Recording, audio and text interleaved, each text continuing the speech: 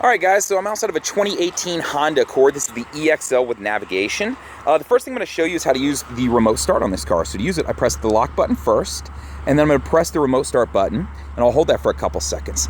Now what that's going to do is fire up the car. From there, it's still going to be locked right now, so if I wanted to unlock it, I would need to walk up. If I have a key fob in my pocket, I can just put my hand on the door handle. It'll unlock. To lock it, you just press that and it'll lock, so you can see the ridges right there. So let's walk around to the back and I'll show you a couple features. Pop this open real quick for us. So it's got quick entry there. In the back you can see I do have a good amount of space. I do have a 60-40 split that I can pop open, and my controls to do so are right underneath. I do have a spare down here with my jack and all my accessories, and if you were to run out of gas, it also has a funnel that you can set up since it is a capless gas tank. And I will show you how that works. This is actually related to your door locks, so if the doors are unlocked, then I can get in here, right? So it's capless, meaning that it's got a valve that pushes close. So I don't have to worry about that setting off, you know, like an engine light up in the dash, because it doesn't have the cap anymore. So if it's loose, it's not going to make a difference because this will always stay on. It does have leather interior, so let's get the car open again. So it's got the gray interior in here, and you can see it does have air vents, and it does have the wood paneling on the sides, and I'll show you up in the dash it does too. So that's what's going on from a second row standpoint. Now I use the remote start to start this car, so when I hop in, you're going to notice that none of the electronics are really on. It's just the car and the AC unit or heat, depending on what the outside temperature is. It's going to ask me to put my foot on the brake and press the start button, and when I do, everything else is going to crank on in the car. So that's how this works. And that's just a safety feature to make sure the key's in the car, the right person's in the car. So let's start you on the left side over here and walk you through some features. Your window controls are right here, auto up, down. I can send them up with one touch.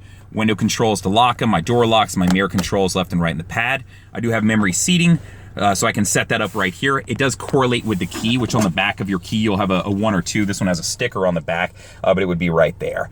And that'll also connect to your door lock settings, window lock settings, everything. So you can set up a lot of stuff to customize for the driver. My trip, I can get to that right here, and then I can dim and control the brightness of this screen over here right there. Below that, you're going to see something related to Honda sensing. It's going to pull up 3 different features.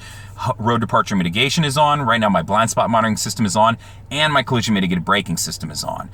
So I can turn these on and off right from here. All these safety features that I'm going to go over, you can turn on and off. So if you have some big concern about, I don't want the car, you know, affecting the steering wheel or anything like that, know that you can turn them on and off. Because occasionally I get that question.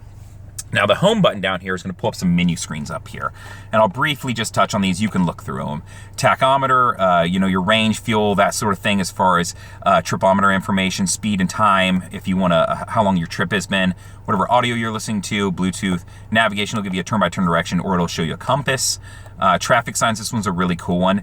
If you select that, what it does is it uses a camera that's up in this box up here to read the road signs, and it'll tell you what it is. So if you find yourself in a small town, you're not sure what it is, and you're worried about speed traps, this is going to come in handy. Below that, driver support, driver attention, I'm not going to go over these. Maintenance, this is where you can get your oil life. About every 8,500 miles is what you're looking at for an oil change. So you're going to get a good amount of distance. It's not the standard 3,000, 5,000 some people are used to.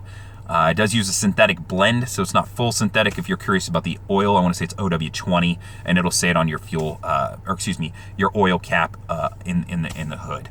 Warnings, this is just going to throw whatever warnings you may have, and this will pull it up and show you if you have any to note to yourself.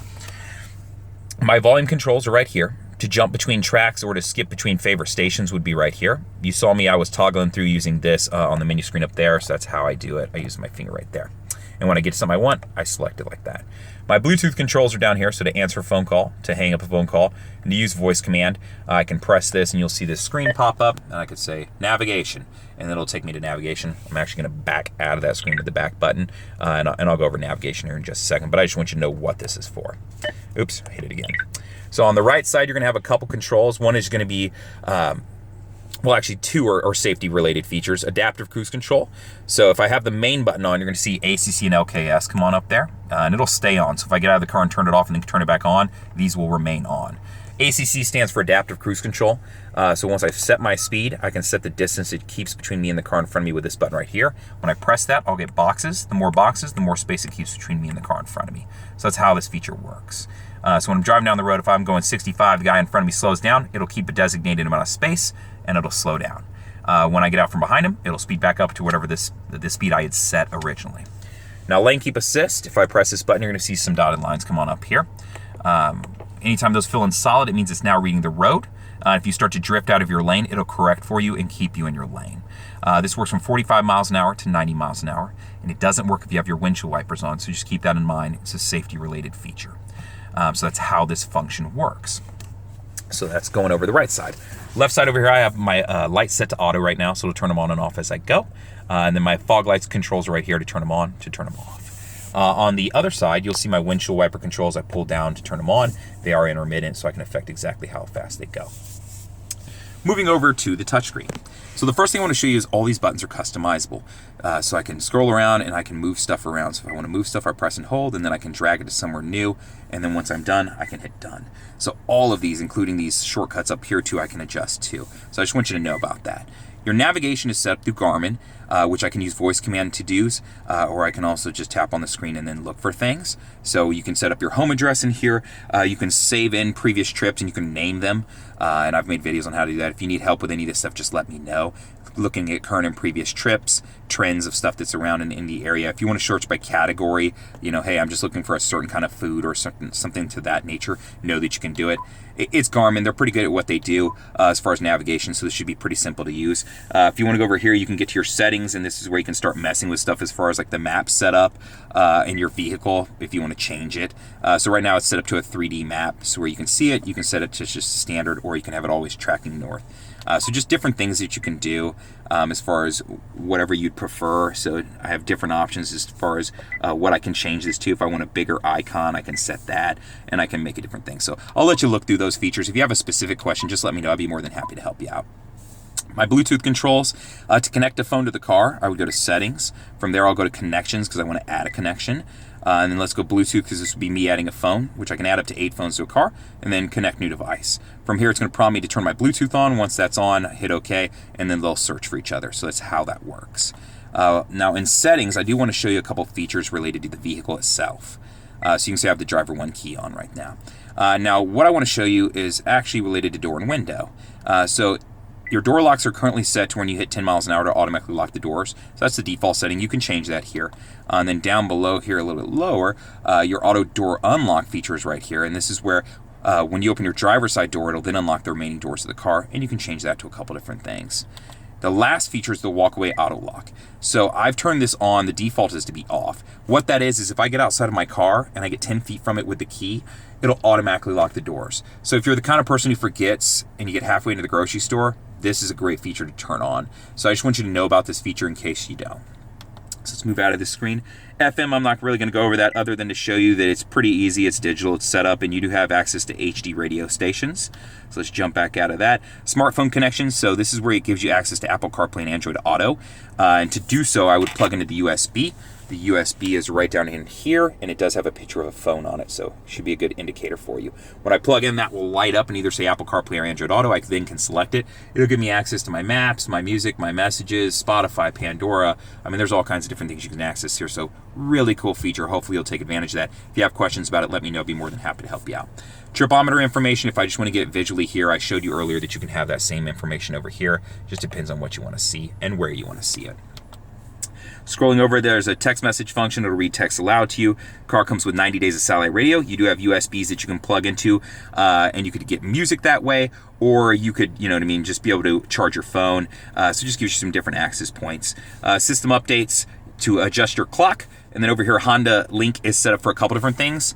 It will allow you to receive recall notices, maintenance reminders, things like that. Additionally, you'll have access to things like being able to start your car from your phone and affect your door locks. Some of this stuff is subscription-based, but from the get-go, they do give you, I believe, a year of a lot of it just to check it out and see what you think. You can get the maintenance reminders and recall notices regardless, but some of the other additional features, being able to mark down where your car is and then send it to your phone to where when you come out, you can look in your phone and see where your car is and find it. Just different features like that. So pretty cool. Has some cool stuff in it. You do have a dual zone climate control, so I can control left and right separate of each other. If I have them synced, which this will be lit up, you can see sync is on. It adjusts both at the same time. If I unsync it, now I can affect them differently. And then my fan speed is right in the middle, so not going to go a whole lot over that. Down below, there are a couple buttons that I do want to show you. So first, it's got a standard shifter, and you can see that below that is the Econ button. That will improve the gas mileage of the car. So if I have that on, how it works is it shuts down some electrical systems affecting things like your AC unit and then your accelerator. And when you turn it on, you'll see a green leaf pop on. So that's what's going on over here. Now, parking brake is electronic. To set it, I put my foot on the brake, I lift up, and it sets it. You'll see a red light indicator there, and it'll also show you brake there. And then to release it, I push down with my foot on the brake, and it releases. So same thing as like a hand brake. Now, brake hold, really cool feature. I have the car in drive, and I have the brake hold button on. You'll see brake hold pop up in a couple different spots there, and it'll be showing down here in the green. When this is on, so right now, I've removed my foot from the brake, and it is holding the brake while the car is in drive. So if I was in stop and go traffic and I wanted to release it, now I could press the gas, it releases it, we start moving. When I come to another complete stop, now it's holding again for me. So that's what the brake hold button is. But keep in mind, this feature does not work if I don't have my seatbelt on. So if you're in a drive-through and you take your seatbelt off, you can't access this feature. It's going to turn it off. So that's how this works. So you can see where I took my seatbelt off and it immediately shifted the parking brake on. So that's what it does. So it's not just going to start you moving forward and you're going to roll into someone. So just so you know how that works. Center console is right here. Got a nice big one with a sliding tray, and then I do have a USB and another power outlet down there, and I do have a power outlet back in here too, just in case you didn't see it earlier. This car does have an auto-dimming mirror along with home link controls right here on the bottom of it. So that's what's going on here. You saw the camera back here that works with lane keep assist. I do have a moonroof that will open. I can send it all the way back by just one touch that way, or I can crack it open just by pressing directly up on this. Switch next to it is connected to my lights. So if it is on and I open my doors, the lights turn on when the doors open. So that's what this is. And then I do have, a spot to keep my sunglasses and things like that. The rest is what I call new car stuff, where lit vanities and things like that. It does have this wood grain finish inside. You'll notice it's black across all the top areas where there would be a glare, and then the charcoal finish on the floorboards. That way you don't have to worry about dirt and dust. The gray areas will be the sides and the seats and the center console. So that's what this is. So I'm in a lunar silver model right now with gray interior. If you have any questions, feel free to reach out. Oh, one thing sometimes people ask me out that I forget to show everybody is the reverse camera. So if I throw it in reverse, it'll automatically pop this up. I do have 3 different views on this camera: wide angle, normal, and one aimed straight down so you can see the edge of my back bumper. This line is for parallel parking, so this way it'll give me an idea, and it's the same 2 lines you can see everywhere else. And then the car does have cross traffic monitoring, so if I start to back up and there's something coming from my left or my right, it'll throw an alert audibly, and it'll show me arrows from whichever way there's a car coming. So if I'm at the grocery store and I can't see, I'm in between 2 big trucks, that's what this is for. Other than that, if you have any questions, feel free to reach out. You can call me at 512-443-4300. You can always email me at jfuller, that's the letter J, and then Fuller at howdyhonda.com. Or you can just respond to the YouTube video. I'm pretty good about getting back. Thank you much.